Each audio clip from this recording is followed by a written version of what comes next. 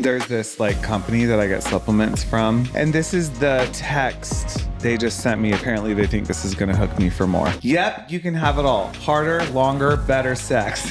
See if you're eligible. Some people are like, there's that indigestion. We're laughing because someone emailed us or commented or something and was like, Autumn, can you please help Donald with his indigestion? Oh my God, it was my like, college roommate. She's like, I love you guys. I need to come be a part of your podcast. And then she's like, but you really need to help Donald with his indigestion. When I know it's all this focus, I just realign. I'm on my grind. Okay, so it's the new year. Hold on, I want to mute this. Okay. We got lots of things to talk about, but I think, with the new year comes everybody's New Year's resolutions, and obviously health always plays a big one in there. And weight loss. I was just going to say weight loss. A lot of people are like, okay. I mean, it just is what it is. That's why there's a stereotype around it. Everyone in the New Year's like, this is the year I'm going to lose the weight. Yeah, I'm going to do it. And you're motivated for 5 seconds. But it's hard. It's hard to change a pattern. It's hard to change those. And there's so many little things that you can do to start it. I think a lot of times people take on too much at once. They're like, I'm going to do a complete 180. I'm only eating salad and I'm working out 3 hours a day. And it's like, okay, well, that's probably not going to be sustainable. So we're starting small. But I saw something on Instagram. I want you guys to hear me out. And I want to have a discussion about it. Because I think if you actually listen to this and listen to understand and not react, it's an intriguing idea. Okay. We're going to get canceled. No, we're not. I'm just kidding. This isn't me. But because I have things I want to say about it. But it's worth talking about. It's worth talking about. Okay. So this popped up from, I don't know, the gram will serve you up everything anymore. So you talk about health and it starts showing you things. Okay. So it says, Japan has a law. Remember I said, hear me out. Mm-hmm. Like I'm going to read this first slide. Let me get through it. Okay. So Japan has a law that literally limits how, this is their words. I'm so afraid, that limits how fat you can be. It's called the Metabol Law. And if your waistline crosses the limit, the government steps in.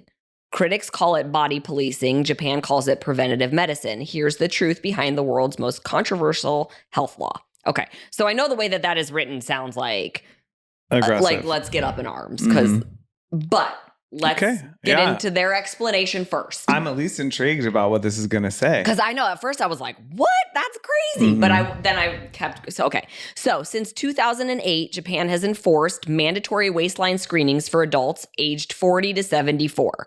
So this is an age group. And if you think about it, 40 to 74, hormones shift. People usually get a little bit more sedentary. This is when... I just wonder why it starts at 40.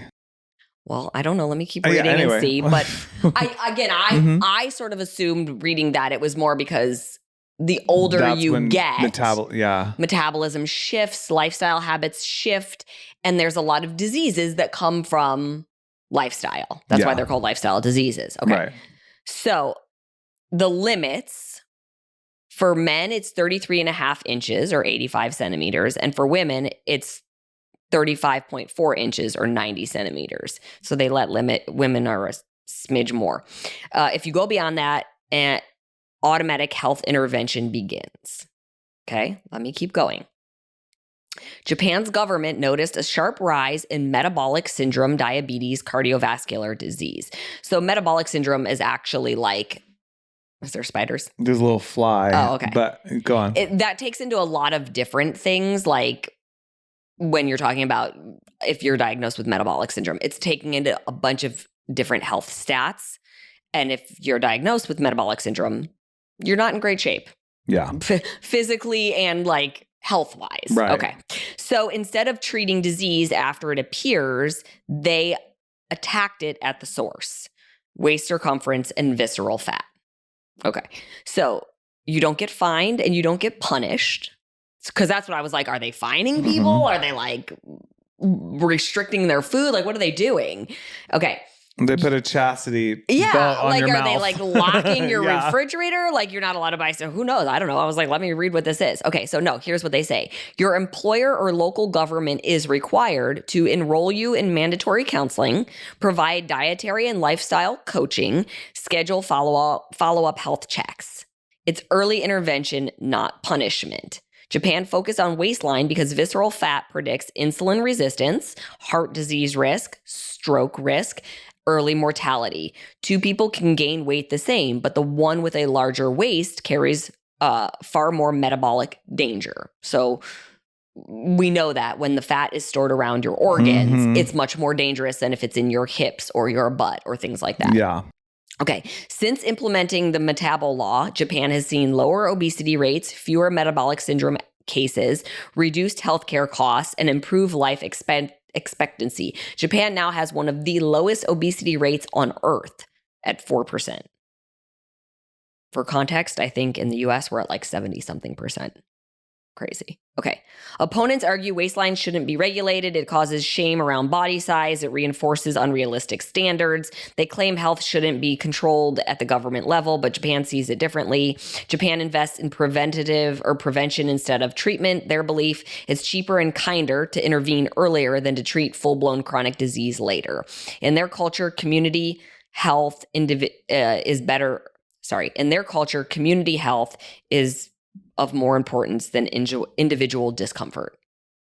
So they want their society as a whole to be healthy, even if that means you're a little bit uncomfortable with the fact that the government has stepped in to provide you help.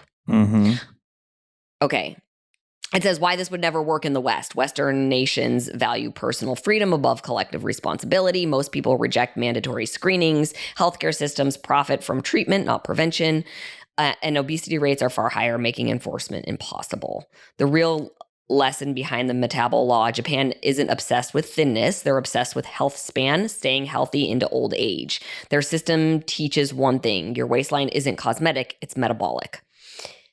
Even without laws, okay, then it says you can apply their philosophy. Monitor your waist, not your weight. Focus on visceral fat reduction. Prioritize daily movement. Practice portion awareness. Intervene early before problems escalate. Small proactive choices over decades, or small proactive choices equals decades of better health. How do they intervene though?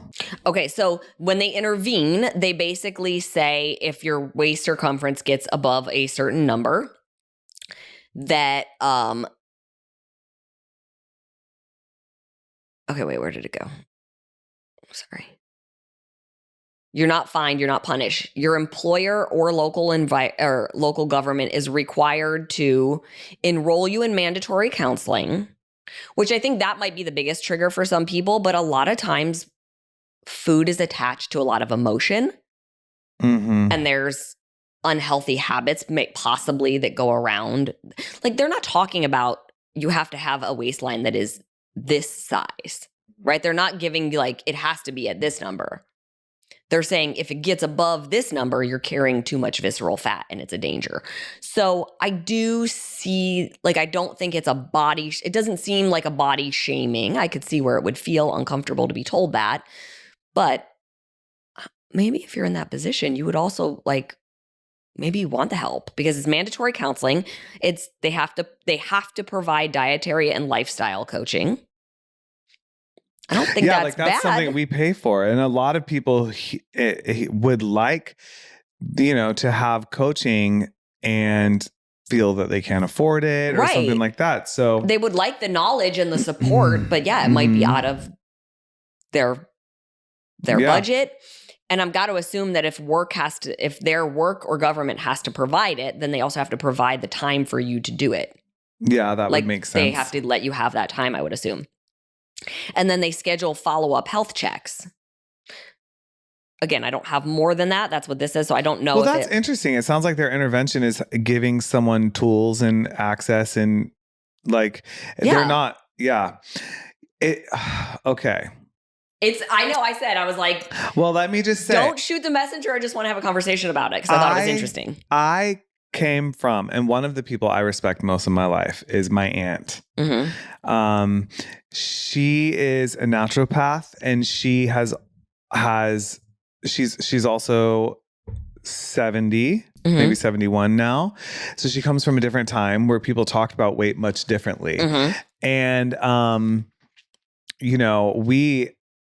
we are young we've been young on both sides of like how people talked about weight. So it's like shifting versus someone like her. She just believes the way she believes. And I really admire a lot of it. And she would, I think she like, I'm just processing all of it. Well, the thing is, I appreciate being sensitive about hurting someone's feelings or offending them. And I never want to do that. And I also never want anyone to feel body shamed. And I don't, for example, it doesn't affect me if I'm sitting someplace and someone across from me or one of my friends or someone around me is whatever their weight is. It doesn't affect me. And if it did, then that's called being fat phobic. Right.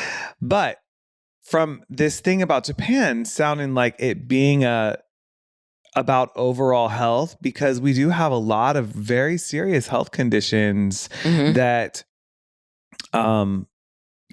weight oftentimes is like, I don't know if it's a symptom or a cause or sort of like chicken or egg. Like it's obviously lifestyle for a lot of people, and it's not the same across the board for everyone, but it still does. Everyone, if you are extremely overweight, you likely will experience more complications with your health than someone who has weight. Right. Why am I so nervous? What we should talk about is why am I worried about because you're worried about like offending people or that people are going to think that we're being fat phobic because we're in the fitness and the health industry. Yeah. And that's not at all what it is. So we're just going to put it out there. And if you decide to be a judgmental little bitch, then be a judgmental little bitch, because that we know that is not who we are or what we mean. This is literally just an interesting conversation because it is about their health. Like they even say this has nothing to do with being thin, because they're not saying you need to get your waist down to a 24-inch waist, right? They're saying if your waist gets above this number, we have scientific data that says you're way more likely to have heart disease, diabetes, other lifestyle diseases that are going to cost you, the government, depending on what type of, I don't know what Japan's healthcare plan is, but they're and even like how it will affect your family. Like if you really start to think about it, like we have somebody in our family, I've talked about CJ before. She was my aunt's best friend since they were kids, and she passed away from diabetes. She passed away in her sleep, and she was very morbidly obese and had basically been that size her whole life.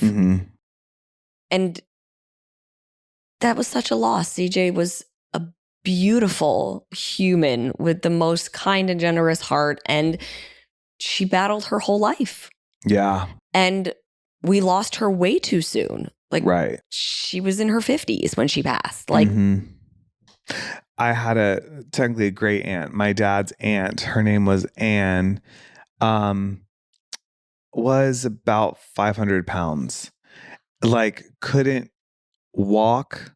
I have no idea how she did normal things. I'm sure her husband had to help her, but not only the strain that put on her body, but the strain it put on her relationships of all kinds, because she could only do certain things. When I was really little, we were all at my grandma's at a reunion, and she I remember Aunt Anne getting out of her chair and coming downstairs to the basement. It was a finished basement where we were all hanging out, and she couldn't get the stairs. She took 2 steps and was out of breath and kind of scared and panicking, and no one knew what to do to help her. And it's such a sad existence. Yeah. It's a sad thing. I don't want anyone to have to deal with that. Saying that doesn't mean that you judge that person. No. It's really being compassionate. The thing about what you read about Japan, I think a big problem. I have a very close friend who I'm helping on her weight loss journey right now. But what I see is so much generation. Oftentimes it doesn't start at 40. Or 30. And it actually doesn't even, sometimes it starts before you hit puberty for a lot of these people. And so it's I do want to be sensitive to a lot of things. And I want to point something out about that, but go ahead, finish your sentence. Well, it's just to say, I would be interested to see if there are guidelines around like food marketing or certainly food ingredients, what experiencing food is like here, because the access to the kind of food that kids have now, and I'm not a parent, and I'm not, just want to give that caveat. I don't judge a parent who's like, fuck, I'm busy, I'm stressed, I'm getting my kid a Happy Meal. I'm not saying you're bad if you do that. But at some point it really is, when all you've known as being someone who's in a body, like a overweight body, that you have to do so much unlearning and retraining. And there's so much too, like even genetically, that needs to be turned on and off. Right. Well, and I was going to say, there's so many things, right? Like, so it's almost hard to have the conversation because you're like, well, where do we tackle? Yeah, to talk about it, because, and to make it very clear that we're not shaming anything, because like you said, generationally, it's interesting that they start it between the ages of 40 and 70 and not younger. But again, it might be harder counsel younger kid, but maybe that would be family counseling or something. But sometimes it's a genetic thing. Right. And so from the time you're born, if there is something in your genetics where something is turned off or something is turned on, makes storing fat significantly easier for somebody or losing weight significantly harder. Like, all these things have to come into play. So it's really interesting. I probably should have dove deeper into it, but you know, we're not necessarily like science podcast where we're like, we took the time to do all the research. There's a couple of bitches shooting we the just shit, like to shoot the shit, and I would sit down and shoot the shit with you about this. Well, which means we can dive more into it on another time. You know. Well, I was just going to say, to finish that thought really quick, was like, so I wonder if in all of that, if it's like, are they doing testing to say like, okay, what's going on with hormones? Okay, you know, because again, you're talking about 40 to 70 year olds. If you're talking about a woman, you're talking about perimenopause and menopause. And, you know, I appreciate that there's lifestyle coaching and nutrition coaching in there. Are they helping them understand that like, hey, like if you just move a little bit more, like let's look at what you're doing in your daily routine. It's hard to, without diving super deep into the law. I love though that it's coaching, because we're not that far off here, because someone's medical insurance will pay for them to try a weight loss drug. Well, and so obviously there is no argument that helping an individual who is overweight come down to a healthier weight is going to help their overall health. Otherwise, your health insurance wouldn't cover it. Yeah. But it has to be a numbers thing. It's either pay for that or pay for all the things that come with. Yeah, the expenses that come with it. Exactly. Well, like Body is HSA, FSA eligible now. Like your cool. Body membership. Like I think that happened last September. So that tells you something. So the HSA, FSA, I think those are the right initials. That is like people pay into a certain like health care. Yeah, it's a HSA is health savings account, and it's where like you can have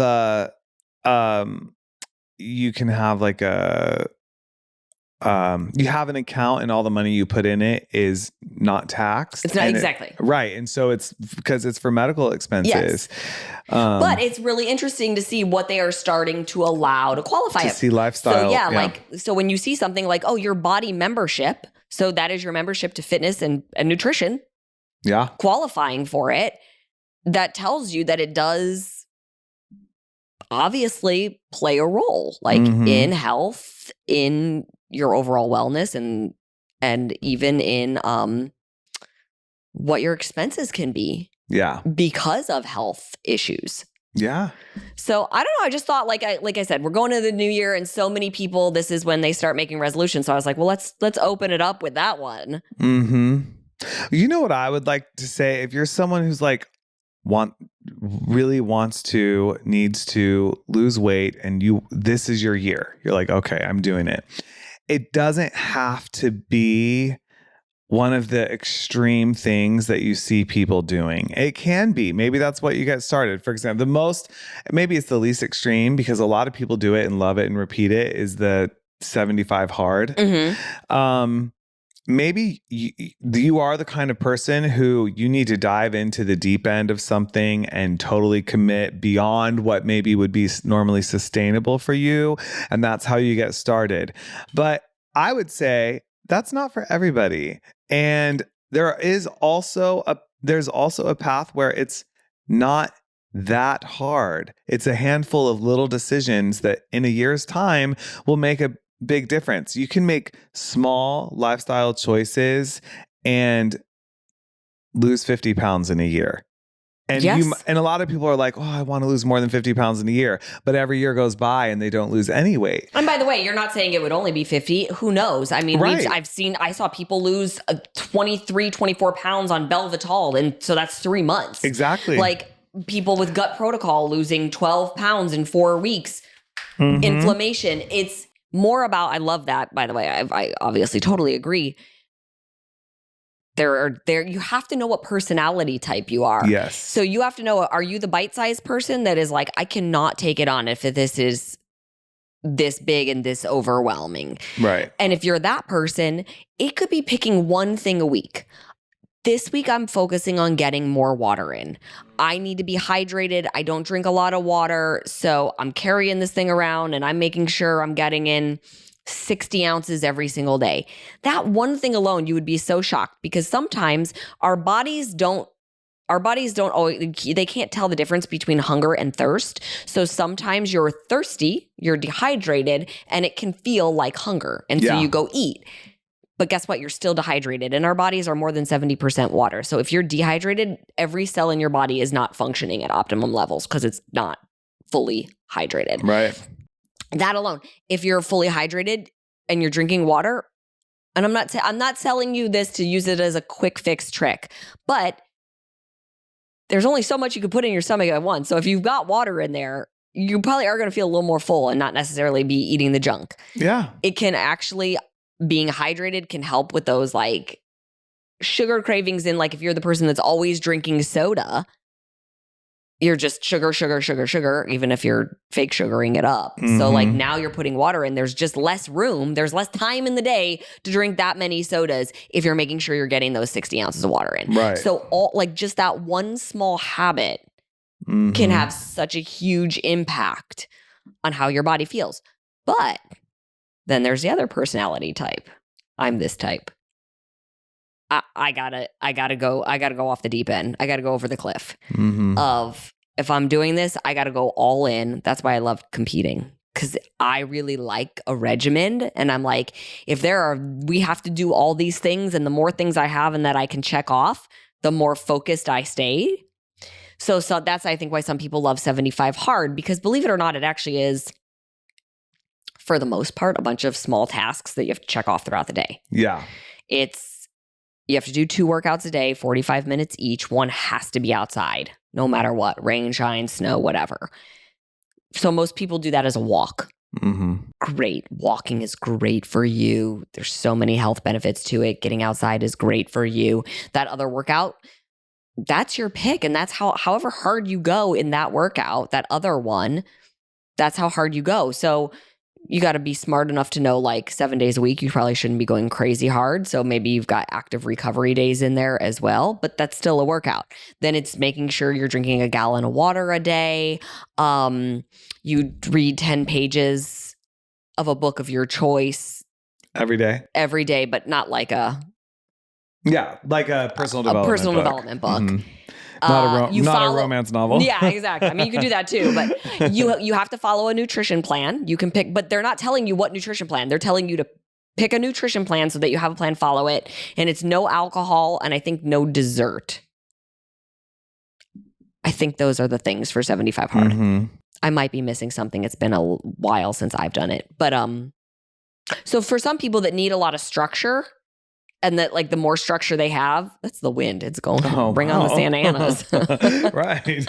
But I do think for some people that really like that structure, like that 75 and the workout, again, you're picking it. They're like, that's what I like about it. They're not telling you what your workouts have to be. They're not telling you what the nutrition plan has to be. He's just saying, do these things, implement these lifestyle habits for 75 days. Yeah.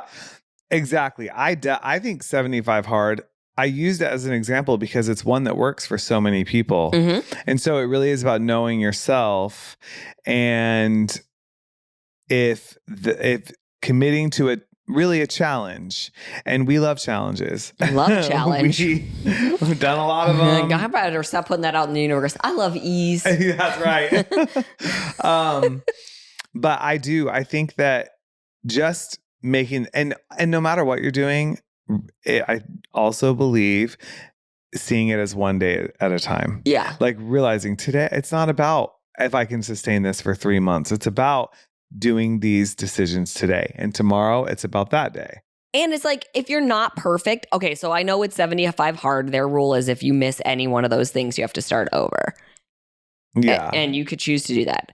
That to me is a little bit of a mind fuck for people of like, oh, I failed. And so now I have to go all the way back to the beginning. To me, I'm like, if you got in 55 ounces or 60 ounces, like whatever, if you were off by a few ounces on your water or something, you didn't fail. Exactly. And you keep going because we're not here to be perfect. But I understand it's the mental challenge of sticking to it 100%. Right. Kevin Hart put out a personal development book that was actually really good. I listened to it on audio.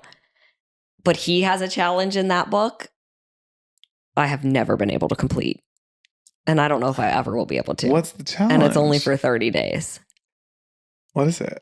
You can't be negative. Oh. You can't even say a negative thing. And you can't be like, oh, fuck, it's cold out. And if you do, you're back to day one. Oh my gosh. I was like, well, I don't know what world you live in, but my world every day has something that sucks. Oh, you want me to walk around blindfolded? Yeah, deaf, dumb, and blind. Like, what are we talking about? Do you know the world we live in? Exactly. I don't have shit to say on this podcast. Right. I'll be sitting here like this. Our whole podcast, the premise is everything's perfect except, and we're supposed to talk about that shit. We got to bang some episodes. Try to take on that fucking challenge. I do think that's an interesting one, though. I could do that if I didn't have to drive for 30 days. Driving is my Achilles heel.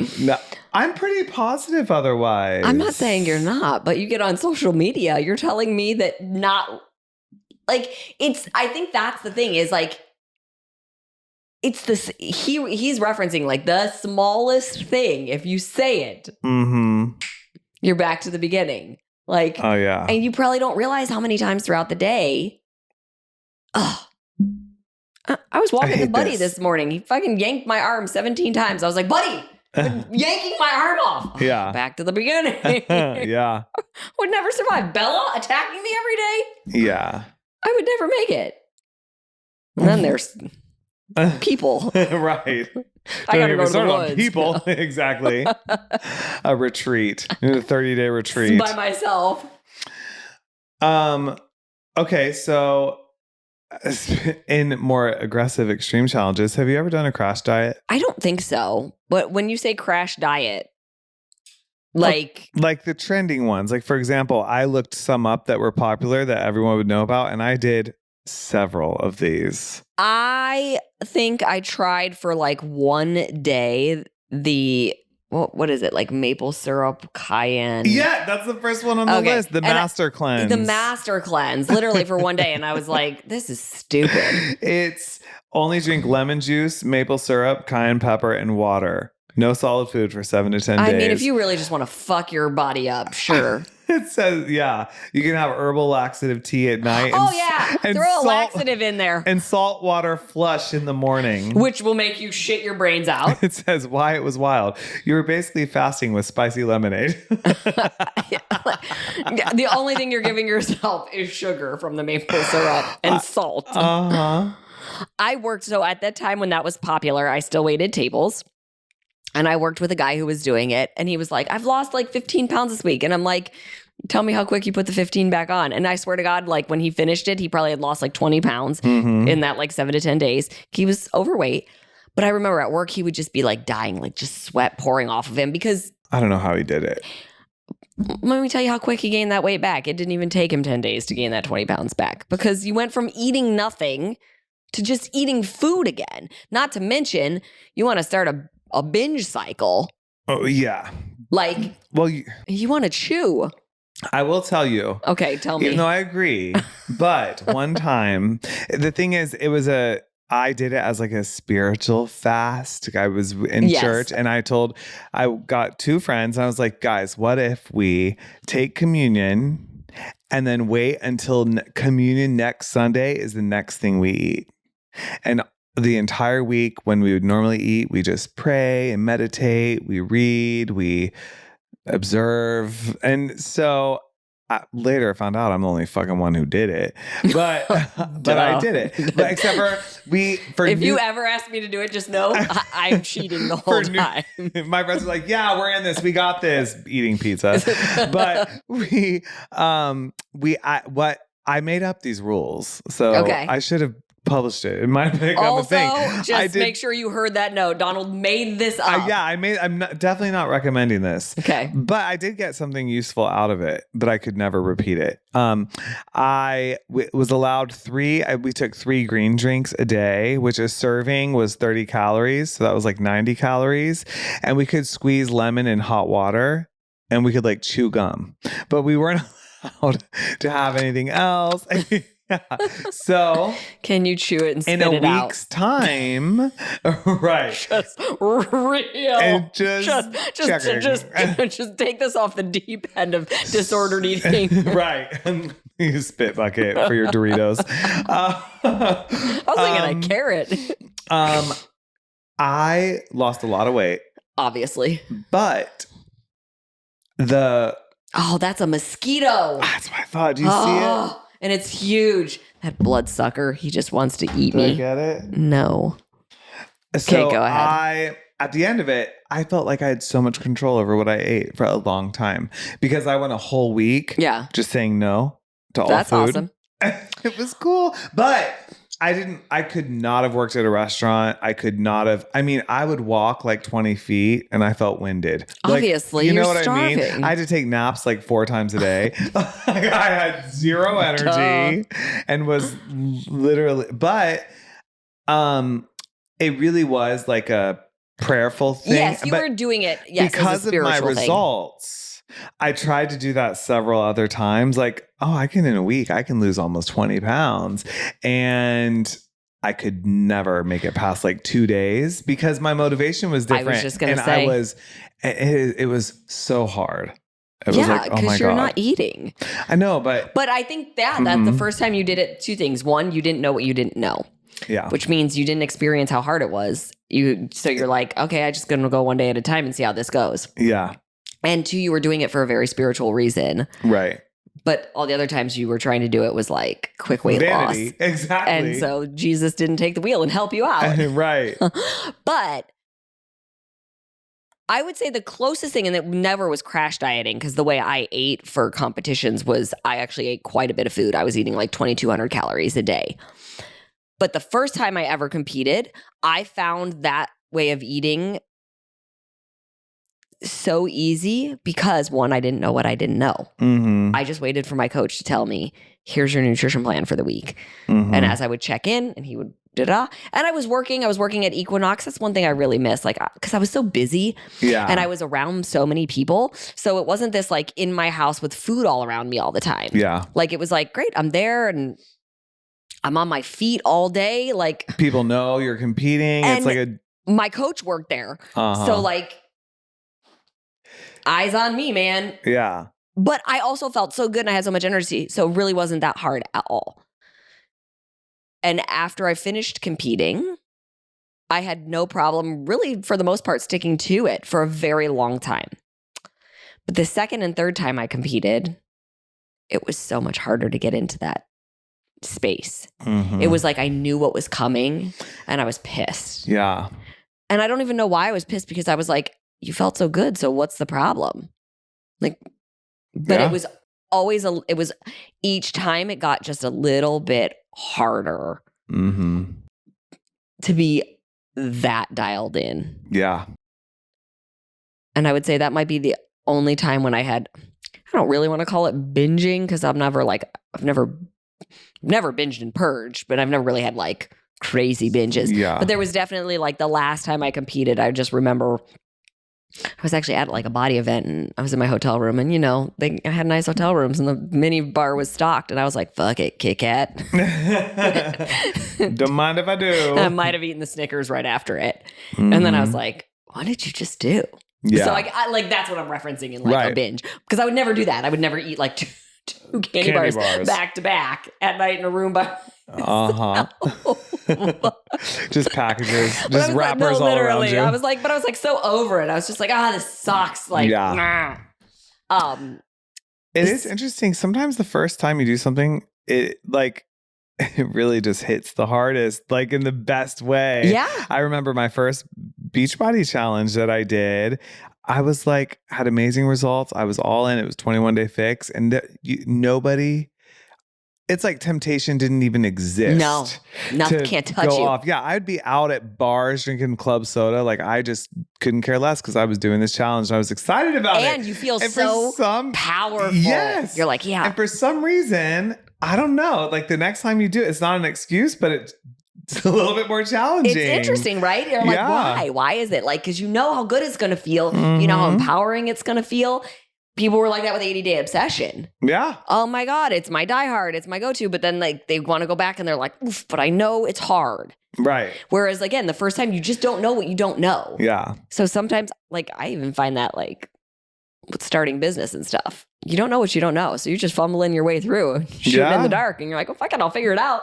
But then once you know, you're like, oh God, this is going to suck. Mm-hmm. But I got it, but it's going to suck. Exactly. Okay, what else is on yours? So the next one says a juice cleanse, which I've done several times, like the juice places where you buy like a week's worth of juice and that's all you have. And the thing is, it's 3 to 6 cold pressed juices per day. No solid food. It's typically 1 to 7 days. I think I've done several like 3-day cleanses, but they suck. And the last thing you want to drink is a juice. It's like, I don't want this. Yeah. And then nothing about that sounds fun. It's usually less than 1,000 calories a day, and it's marketed as detox. Also, so and then like just water. So those are like strict, liquid. Definitely not, because I think honestly, I like to chew. God, why do I always don't chew the microphone face on the microphone? I get so aggressive with my head movements. Okay.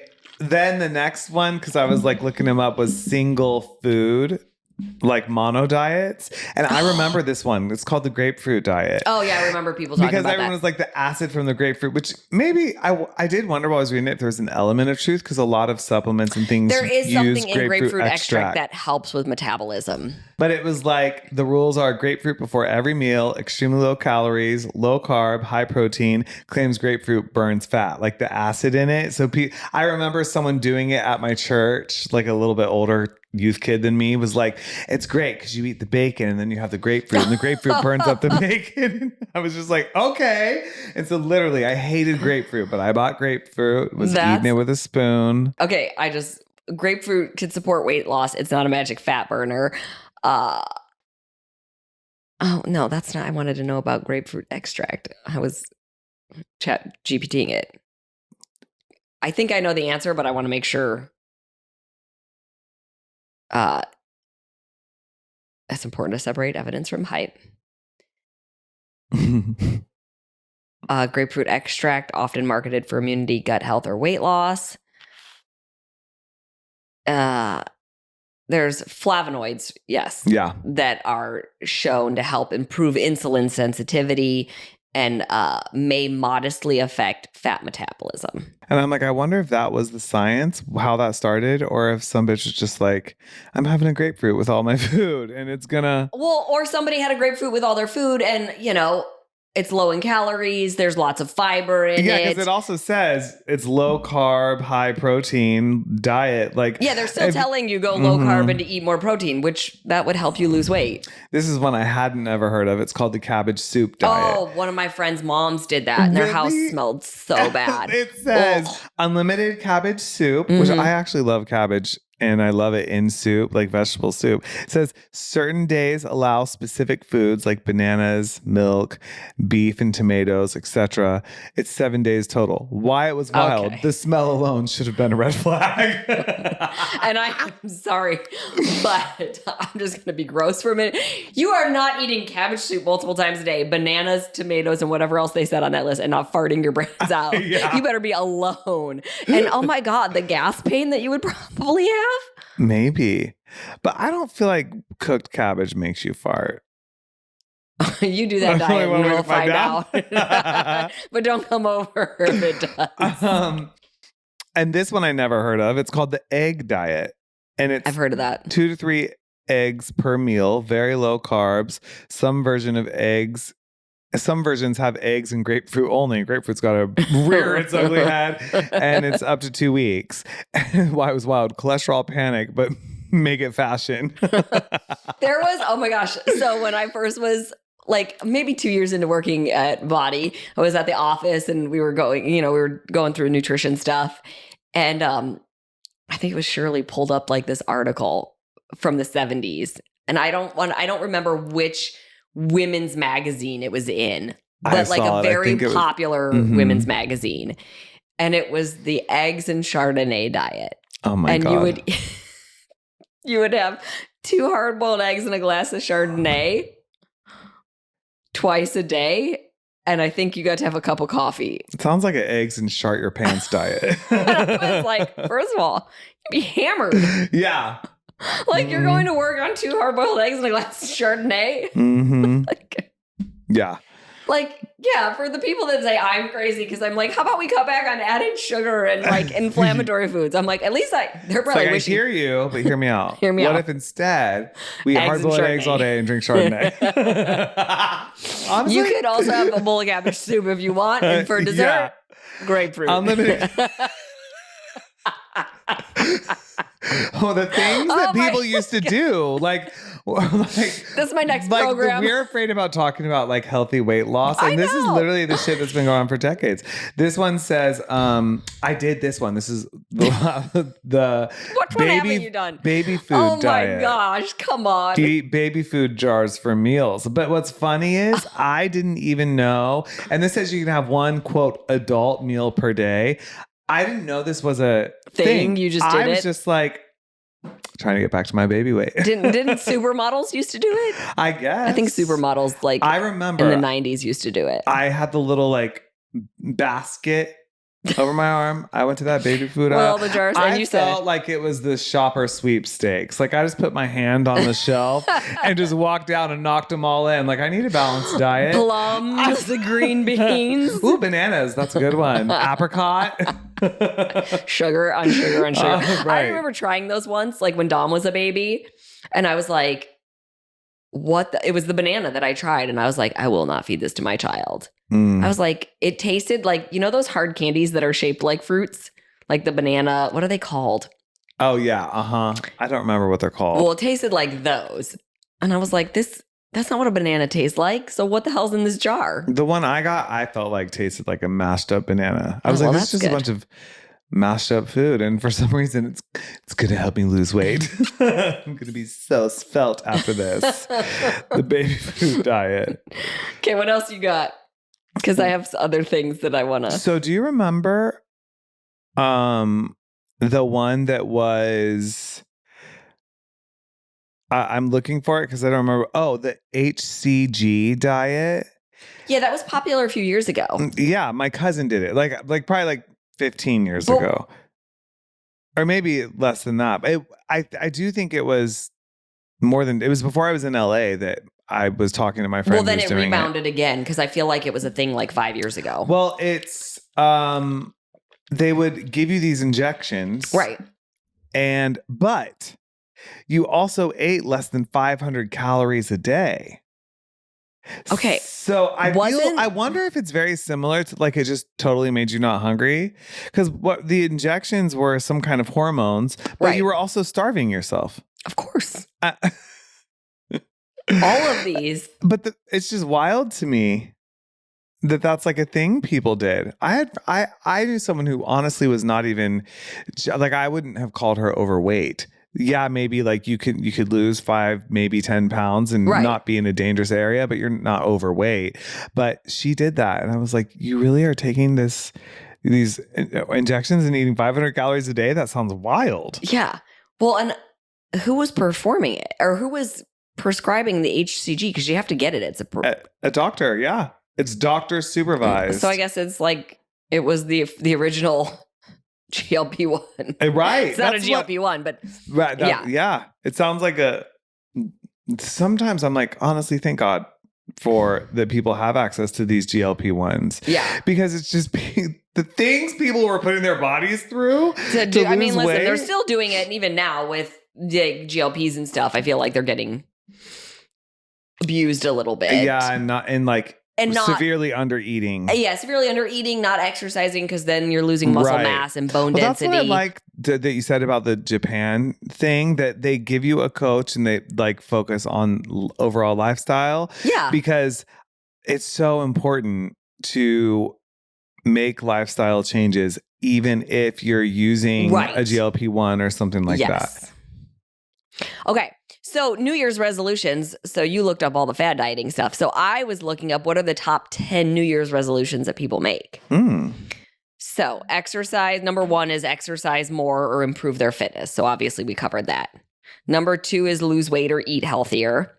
You know what I think is really interesting about these things too is I think when people make resolutions like that, like lose weight, exercise more, if you don't put an actual like plan, a plan, but also like a more definitive statistic, I guess, on it, like exercise more. Well, what does that mean? Right. Instead of saying I'm going to exercise more, I'm going to walk 3 days a week for 30 minutes, or I'm going to walk every day after dinner, or I'm going to make sure I get in 3 30-minute workouts a week, and it's these 3 I'm going to plan. You know, like if you just say I'm going to exercise more, it's so broad and vague. It's unachievable. Yeah, and it's hard to track. Like, did I do it? And so the likelihood of sticking to it.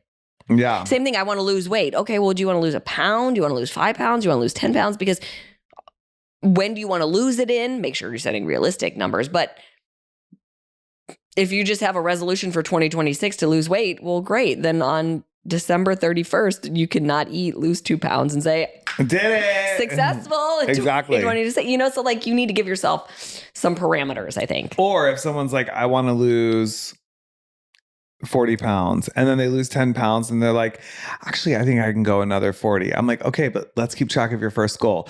You've lost 10 pounds. You got 30 to go. Your 40, you have 30 to go. And then we set a new goal. Yes. But let's keep this. Yeah, keep chipping away at this one. Right. Let's not make it so big that it never ends. Yeah. Mm-hmm. Well, not that you want to get to a finish line so that you can move it. Right. Yes. You want to be able to move that finish line back. Okay. Number 3 is save more money or improve finances. I love that. But again, I think you have to put a plan around that.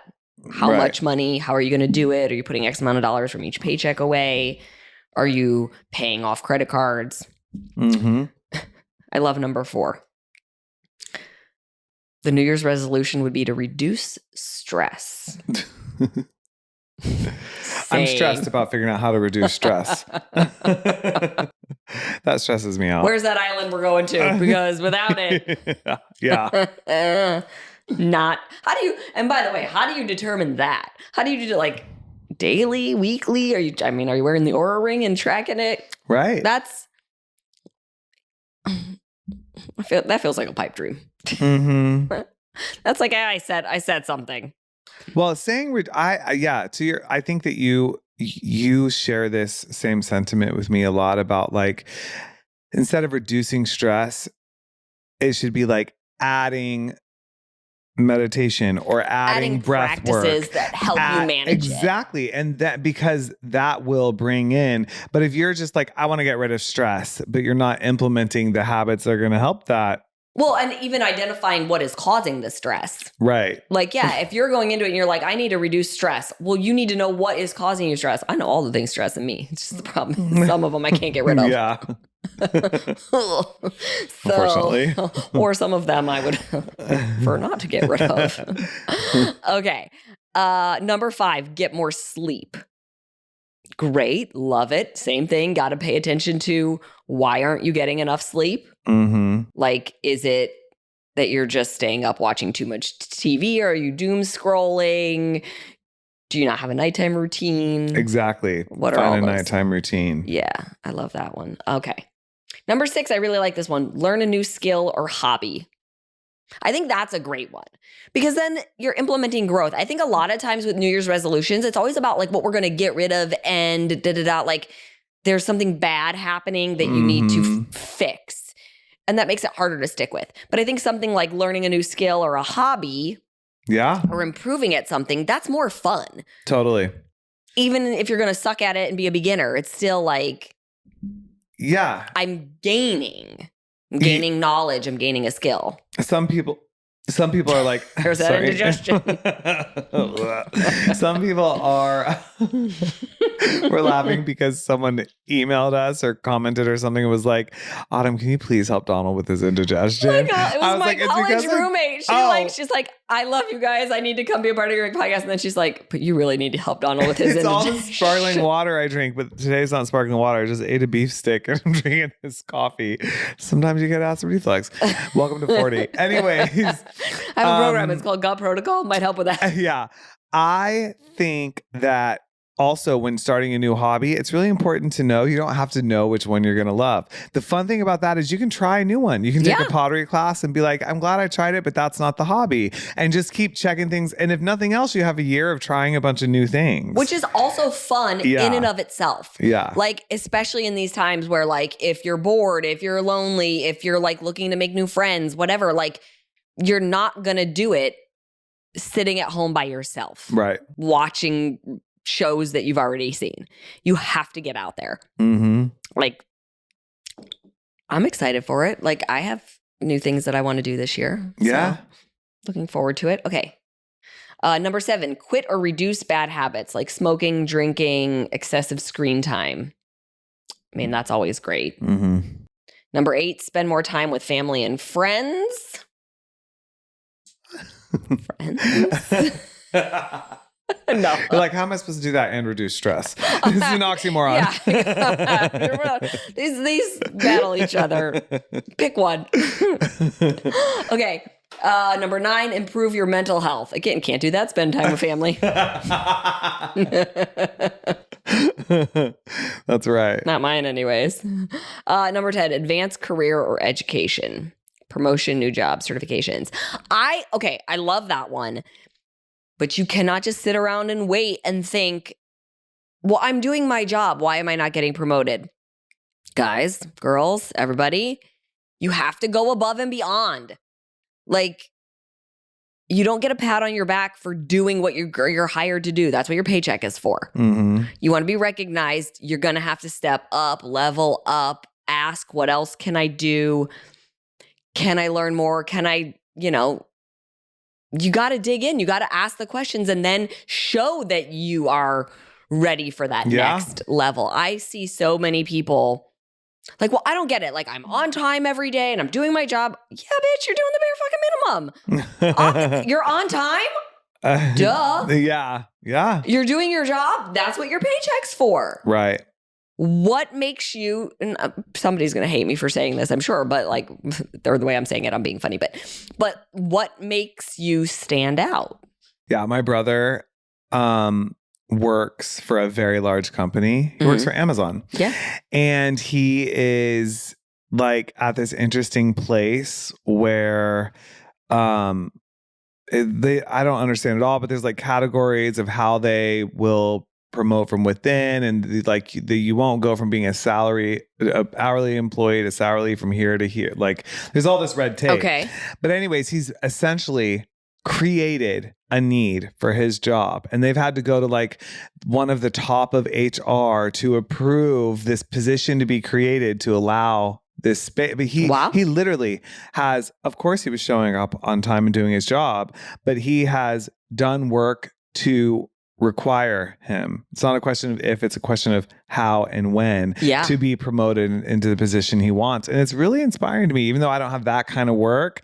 I'm like, it's sort of like if you build it, they will come. Like if you act accordingly, if you do the thing, then, and there are people I know in your work situation where it's like you have an asshole employer and maybe this is the year that you make a move then, yes. to some place that can value what you're bringing to the table, but but people who are like, well, if they give me more money, I'll do this. Sometimes you have to do this to get more money. It's like you're battling. The boss is waiting for you to step up and you're waiting for the boss to give you more money and you're going to be at odds the whole time. Right. You got to be the bigger person. Sometimes you got to swallow a little pride. And by the way, if you're an entrepreneur and you want a quote unquote raise or different position, then learn a new skill. Yep. Keep investing in your education. You can do so much of it from home now. And also, like, you've got to go out there and say, what else can I do?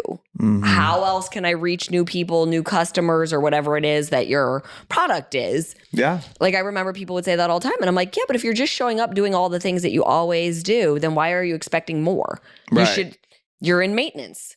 If you're just like when you're eating in maintenance, then you're in maintenance. So don't expect weight loss from maintenance. And just like in life, if you're cruising along in your maintenance level, sometimes you need to be in that maintenance spot. You need a minute. Yeah.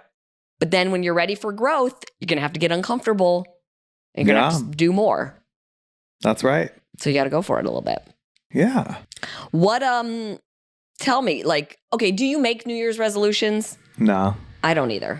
I love a clean slate, a fresh start, but I feel that every Monday, honestly. I feel it every day. I wake up, I'm like, let's try this again. On Mondays, I'm like, yes, new week, new like opportunity. I can and it's been really good for me to reframe that. And so the new year is sort of like a big piece of that. Yeah. But how I want to make positive change is one day for myself. Is one day at a time. Right. And that's really how I look at it. I don't make big New Year's resolutions. I don't either, because you know what? If New Year's is on a Saturday, something didn't happen. This isn't Cinderella, man. When I fell asleep, no magic thing happened that when I went to bed Friday night and woke up Saturday, poof, everything's better.